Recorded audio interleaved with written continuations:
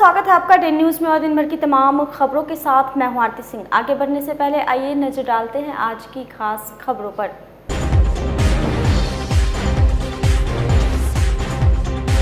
पारू से कांग्रेस उम्मीदवार अनुनय सिंह नक्सली वारदात में शामिल रही भारती सहित 23 प्रत्याशियों ने गुरुवार को दाखिल किया पर्चा।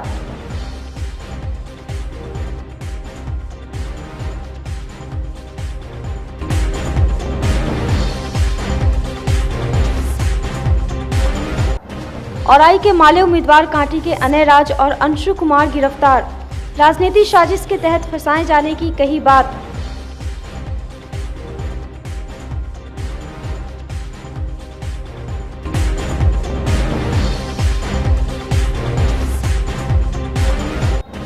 और फेसबुक पर गलत वीडियो वायरल करने पर एक युवक पर एफआईआर दर्ज। टैग होने वाले व्यक्तियों की भी होगी गिरफ्तारी।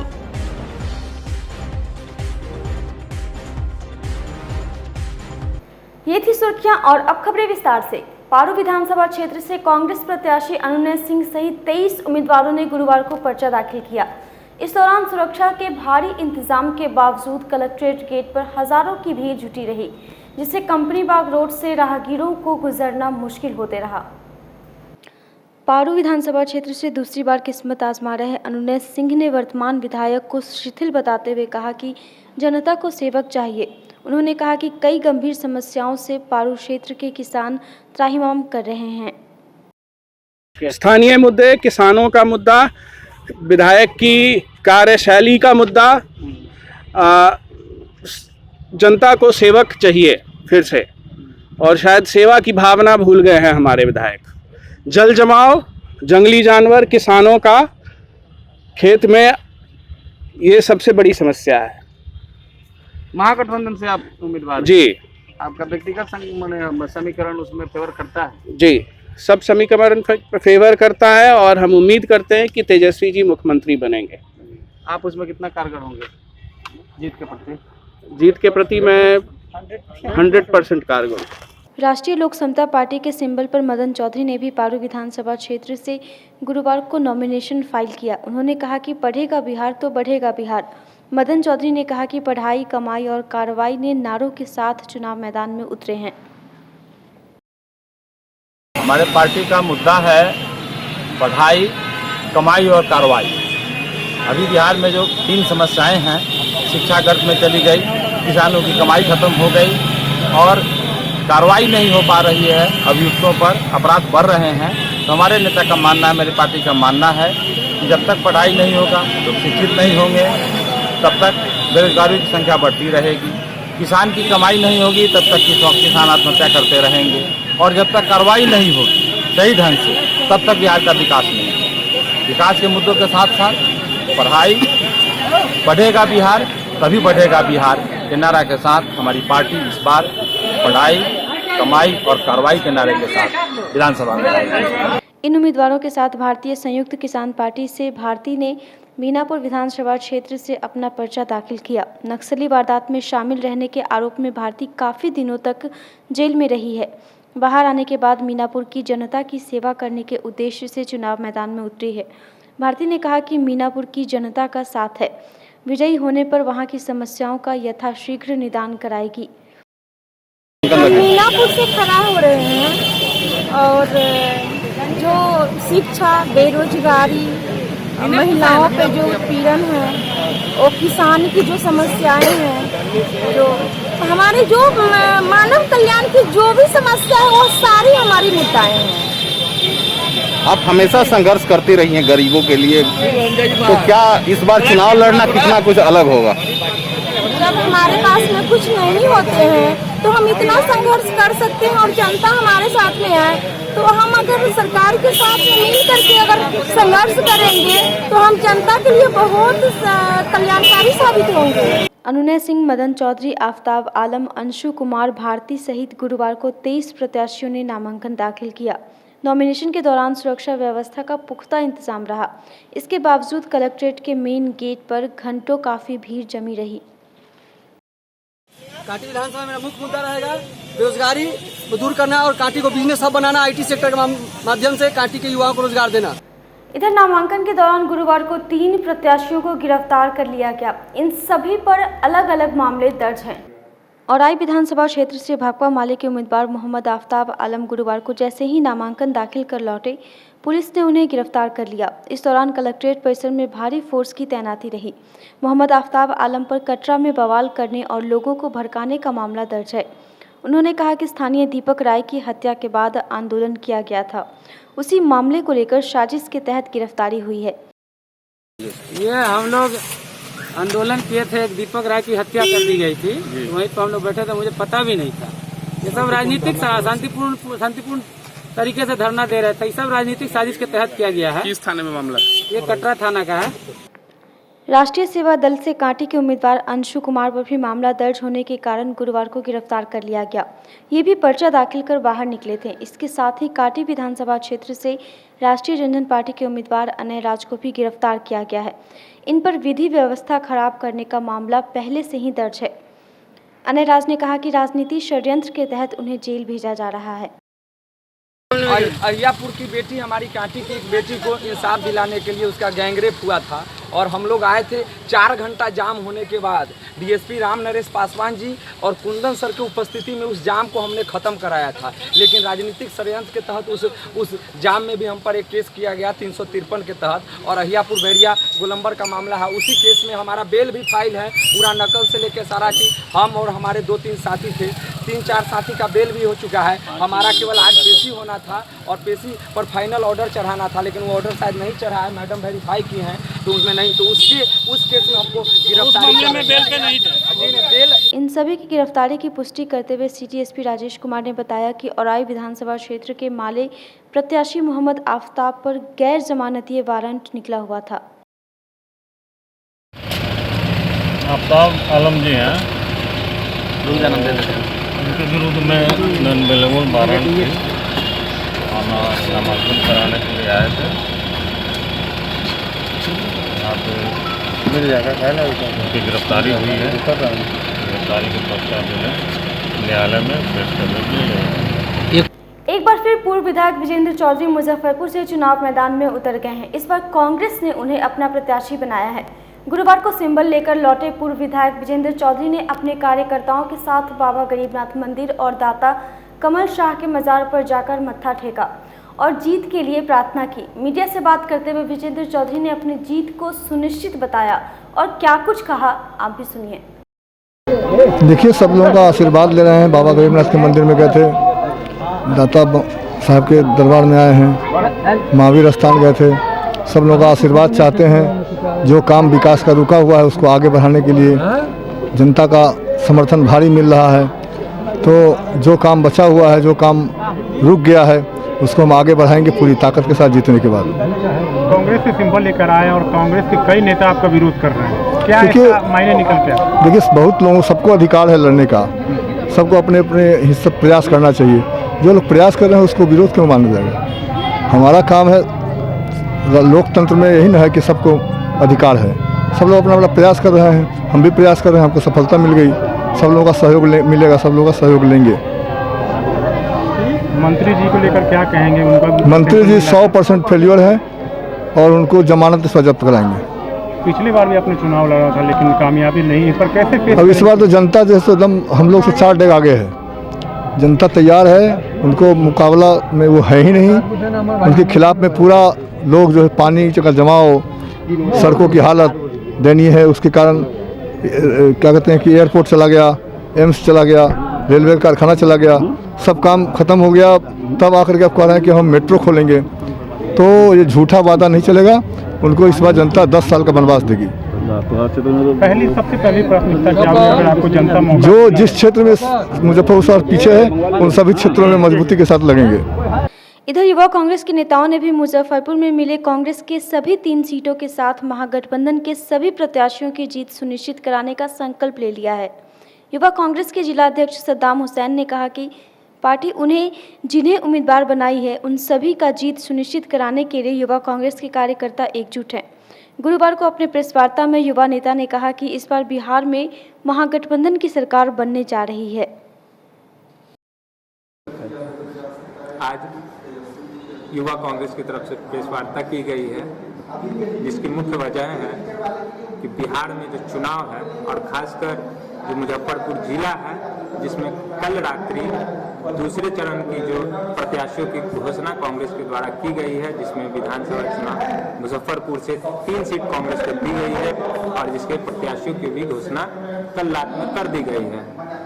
इसलिए युवा कांग्रेस अब इस चुनाव में बहुत ऐसी मुद्दा है जो पिछले 15 सालों में एनडीए गठबंधन की जो सरकार बिहार में रही है और बिहार को जिस तरह से पूरी तरह से पिछड़ी हुई और जो युवा थी या फिर जो रोजगार की समस्या थी या महिला सुरक्षा की हो या भ्रष्टाचार की हो या फिर पूरे बिहार के विकास की बात हो या छात्र नौजवान की बात हो, हर एक मुद्दे पे जिस तरह से इस सरकार ने पूरी निकम्मीपन दिखाने का काम किया है और जनता जिस तरह से इनसे पूरी तरह से क्षुब्ध हुआ है, वो इस चुनाव में इनको पूरी तरह से अपने वोटों से चूट करने का काम करेगी। और साथ ही साथ युवा कांग्रेस इस पूरे 3 विधानसभा में और गठबंधन के जहां भी प्रत्याशी है, युवा कांग्रेस के द्वारा आज इस पर निर्णय लिया गया है कि पूरे विधानसभा में युवा कांग्रेस अपने प्रभारी नियुक्त करेंगे और जो युवा कांग्रेस के साथी जहां प्रभारी होंगे वहां के विधानसभा और प्रखंड के साथियों को कोऑर्डिनेट करेंगे और जो जन समस्याएं हैं, मुद्दा है युवा का या फिर महिलाओं का सुरक्षा का या फिर रोजगार का या छात्र नौजवान जो आज विश्वविद्यालय की शिक्षा की जो व्यवस्था है जिस तरह से पूरी ठप हो चुकी है, उस मुद्दे को लेकर युवाओं और छात्रों के बीच में भी अपने आवाज बुलंद करेंगे। इसकी तिरहुत शिक्षक निर्वाचन क्षेत्र से एनडीए समर्थित उम्मीदवार नरेंद्र प्रसाद सिंह ने विपक्ष को आड़े हाथों लेते हुए कहा कि जिन्हें शिक्षक की समस्याओं का ज्ञान नहीं, वह भी शिक्षक निर्वाचन में अपना भाग्य आजमा रहे हैं। मारीपुर स्थित एक होटल में आयोजित प्रेस वार्ता में उन्होंने कहा कि उनका उद्देश्य है शिक्षकों के लिए समान काम समान वेतन को लागू करवाना, शिक्षकों की सेवा शर्त को ठीक करवाना, जो उच्च विद्यालय के शिक्षक हैं उन्हें उत्क्रमित विद्यालय के निर्देशों से मुक्त कराना, वित्त रहित कॉलेजों को 2014 से अनुदान नहीं मिला है उन कॉलेजों को अनुदान दिलवाना, सरकारीकरण करवाना, बीएड कॉलेज में नामांकन प्रक्रिया में बदलाव लाकर संस्थान को पटरी पर लाना, आईटीआई की समस्या का खत्म कराना है। प्रेस वार्ता में शामिल आरबीवीएम की प्राचार्य एवं भाजपा नेत्री डॉक्टर ममता रानी ने कहा कि वह भारतीय जनता पार्टी से करीब 20 वर्षों से जुड़ी हुई हैं। पार्टी ने उन्हें शिक्षक निर्वाचन में प्रत्याशी नहीं बनाया, इसका उन्हें काफ़ी अफसोस है, लेकिन वह पार्टी की सच्ची सिपाही बनकर एनडीए प्रत्याशी को जीत दिलाने में अपना योगदान देंगी। उन्होंने कहा कि वर्तमान सरकार शिक्षकों के लिए काफ़ी काम कर रही है। बहुत गलत तरह का बन गया है, सेवा शर्त में सुधार की ज़रूरत है। बोल रही थी जो जितनी भी महिलाएं हैं वो उनका ऐच्छिक स्थानांतरण होना चाहिए। ऐच्छिक स्थानांतरण की सुविधा दी गई है लेकिन प्रॉपर है नहीं कि कौन करेगा, कहां से करेगा, कब होगा, कैसे होगा, इसकी कोई सुविधा नहीं है। उसी के साथ उसका पेंशन योजना है, पेंशन योजना कोई अभी बना नहीं है और जब शिक्षक 30 वर्ष या 35 वर्ष की सेवा कर लेंगे और रिटायर होंगे तो उनको कोई लाभ नहीं है, हाथ मलते हुए घर चले जाएंगे। यह सब समस्या है नियोजित शिक्षकों का। और समान काम समान वेतन यह तो मुख्य समस्या है, हालांकि कोर्ट से उनको अमान्य कर दिया है, फिर भी सरकार ने 15% बढ़ाया है उनका वेतन, लेकिन 15% से काम नहीं चलेगा।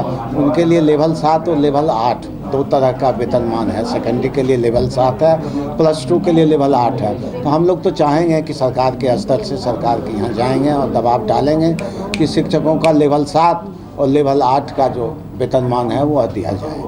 यह एक नियोजित शिक्षकों की समस्या होगी। उसी के साथ उत्क्रमित विद्यालय की समस्या है कि उत्क्रमित विद्यालय को टैग कर दिया गया है प्राइमरी और मिडिल स्कूल से, लेकिन प्राइमरी और मिडिल स्कूल से टैग करने से उत्क्रमित विद्यालय में जो हाई स्कूल और +2 के शिक्षक हैं वह उत्प्रेरित हो रहे हैं, उत्प्रेरण हो रहा है उनका। इसलिए हम चाहेंगे कि +2 और हाई स्कूल को मिडिल स्कूल और प्राइमरी स्कूल से अलग करके एक अलग यूनिट बना दिया जाए। यही हमारा मुख्य मोटो रहेगा। उसी के साथ वित्त रहित जो शिक्षण संस्थानें हैं, वित्त रहित शिक्षण संस्थानों का हालत और ही बहुत ही जर्जर है। 14 के बाद से उनको नियमित जो अनुदान सरकार की तरफ से मिलना चाहिए था और नियमित अनुदान नहीं मिल रहा है। तो मेरा प्रमुख दायित्व होगा कि उनका जो जितना बकाया है वह बकाया अनुदान की राशि मिल जाए और साथ साथ वह नियमित हो जाए। और नियमित ही नहीं हो जाए, यह जो वेतनमान है वह 2008 में दिया गया था और आज 2020 हो गया है। 12 वर्षों में महंगाई कहां से कहां चला गया और अनुदान जस का तस 8 में जो दिया गया वही अनुदान आज भी है। तो महंगाई के अनुदान बढ़े और उसी के साथ उसको घाटा अनुदान सरकारीकरण करने का प्रक्रिया है जो बेहतरी के लिए है। मैं अपनी यही बात कहूँगी कि मैं प्रत्याशी थी और चुनाव में मैंने बहुत मेहनत भी की। 2 वर्षों तक लगातार लोगों के संपर्क में बनी रही और कहीं ना कहीं से जीत की संभावनाएं भी दिख रही थी, लेकिन पार्टी ने इस बार मुझे नहीं चुना।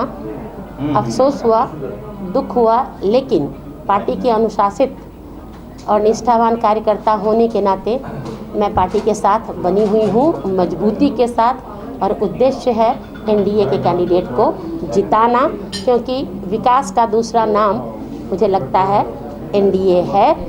और बीजेपी की सरकार दिल्ली में भी बहुत अच्छा काम कर रही है, बिहार में भी हम लोग एनडीए के नेतृत्व में अच्छा करें। इसलिए ज़रूरी है कि विधान परिषद में और विधानसभा में, दोनों में, क्योंकि दोनों चुनाव अभी हैं एकदम साथ साथ, तो दोनों में हमारे अधिक से अधिक एनडीए के प्रत्याशी जीत करके जाएं, इसके लिए मैं पूरी ताकत लगाऊंगी। विधान परिषद और विधानसभा चुनाव के दौरान news portal, WhatsApp group, YouTube channel, Facebook page और केबल टीवी पर जिला एमसीएमसी कमेटी की पैनी नज़र बनी हुई है। मुजफ्फरपुर में रहने वाले मोतिहारी निवासी मिलन कुमार यादव ने मुख्यमंत्री से संबंधित एक पोस्ट अपने फेसबुक पेज पर शेयर किया था। वीडियो की सत्यता जांची गई। झूठा होने पर गुरुवार को डीपीआरओ ने मिलन कुमार यादव पर टाउन थाना में प्राथमिकी दर्ज कराई है। उन्होंने बताया कि जिन लोगों को यह पोस्ट शेयर की गई या टैग किया गया, उन लोगों को भी प्राथमिकी में शामिल किया गया है। एक वीडियो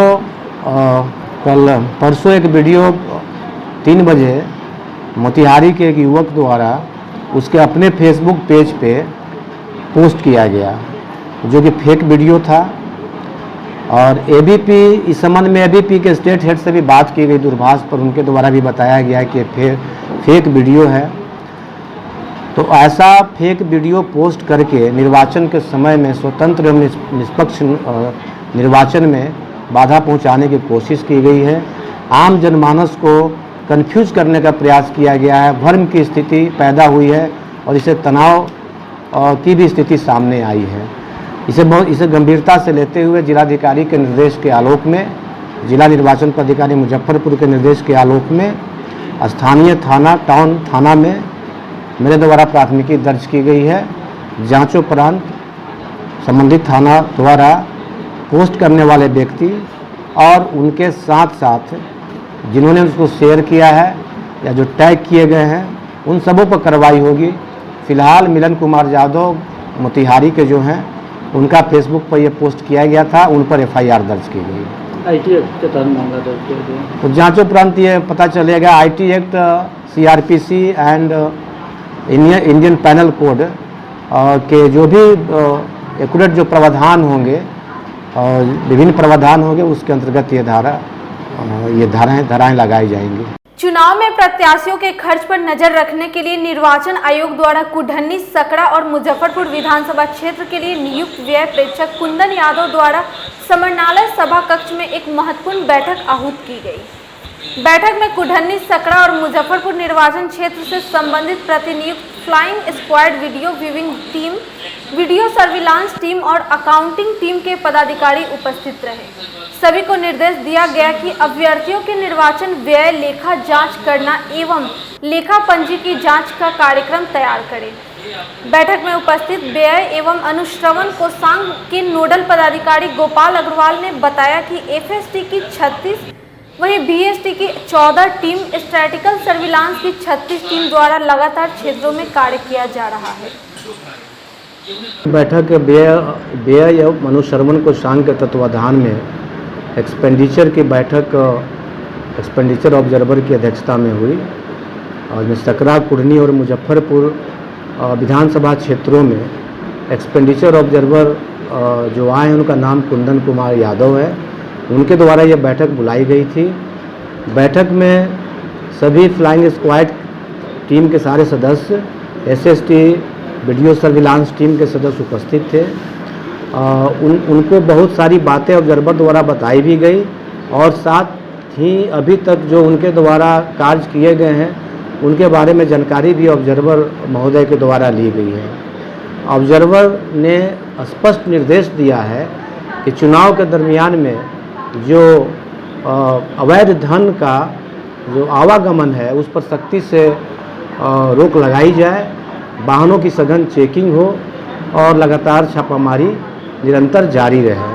तो इस बाबत ही आज की बैठक बुलाई गई और एक्सपेंडिचर को लेकर के बहुत सारे महत्वपूर्ण निर्देश एक्सपेंडिचर ऑब्जर्वर के द्वारा दिया गया। गुरुवार को मझौलिया चौक स्थित एक बैंक्वेट हॉल में बिहार छात्र संघ का 5वां स्थापना दिवस और पूर्व राष्ट्रपति missile man doctor APJ Abdul Kalam का जन्मोत्सव मनाया गया।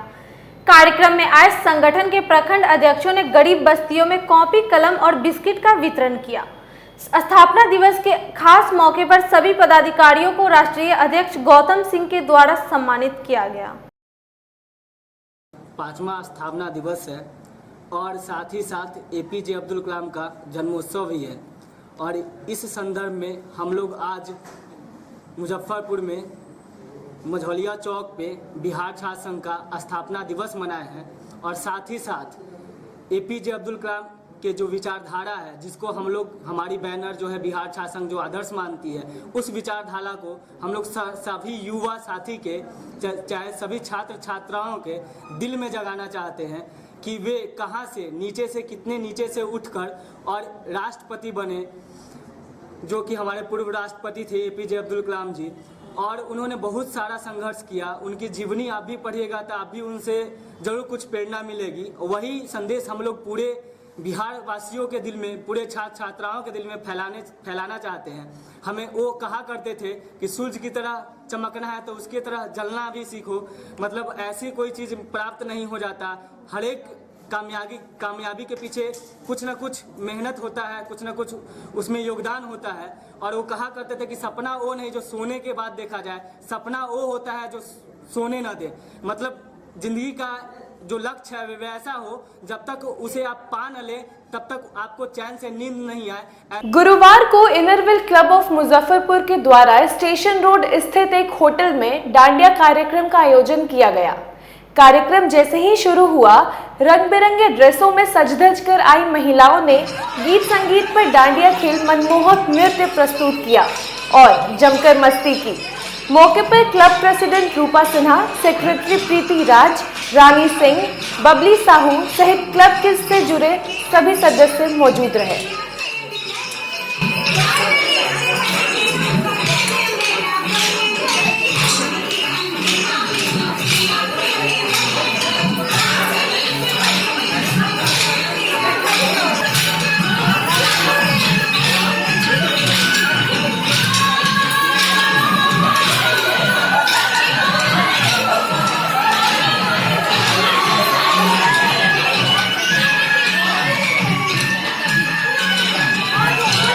आज ये डांडिया सेलिब्रेशन हम कर रहे हैं। पहला मेरा सेलिब्रेशन हो रहा है। इस कोरोना काल में तो हम लोग कहीं गए नहीं, कहीं आए नहीं, लेकिन इस बार माँ का नाम लेकर हम लोग शुरुआत किए हैं छोटी सी। देखते हैं कहीं कोरोना चला भी जाए। कोरोना के लिए कार्यक्रम में क्या सुरक्षा अपना रही है? सुरक्षा सबको चेक करके घुसाया गया है, सैनिटाइजर यूज किए हैं, मास्क तो भी थोड़ा फोटोग्राफी चल रहा है इसलिए सब हटाई हुई है, लेकिन सबके पास मास्क भी है और सोशल डिस्टेंसिंग तो देख ही रहे हैं कि थोड़ा है ही सब। आज की खबरों में बस इतना ही। कल फिर मिलेंगे कुछ नई खबरों के साथ। तब तक के लिए हमारी न्यूज़ टीम को दीजिए इजाज़त। नमस्कार।